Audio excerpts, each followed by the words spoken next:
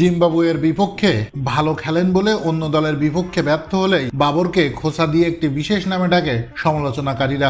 তবে সেই জিম্বাবুয়ের বিপক্ষে 3 ম্যাচ ওয়ানডে সিরিজে বাবরই নেই। সিরিজে তাকে বিশ্রামে রেখেছে পাকিস্তান। আর বাবরকে ছাড়া খেলতে নেমে প্রথম ওয়ানডেতে পাকিস্তান ব্যাটিংয়ে যা দেখালো তা একেবারে হতাশ করেছে ভক্ত সমর্থকদের। জিম্বাবুয়েকে 205 রানে ঠিকই অল আউট করে দিয়েছিল পাকিস্তান, কিন্তু এরপর 20টি বিঘ্নিত ম্যাচে পাকিস্তানের ব্যাটিং হলো ছন্নছাড়া।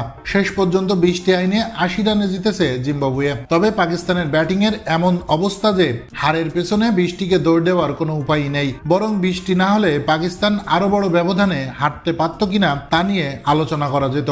20টিতে খেলা থেমে যাওয়ার আগে 60 রান তুলতেই 6 উইকেট হারিয়ে ফেলে পাকিস্তান। তাই তো বাবর আজমকে আজ কতই না মিস করেছে পাকিস্তান।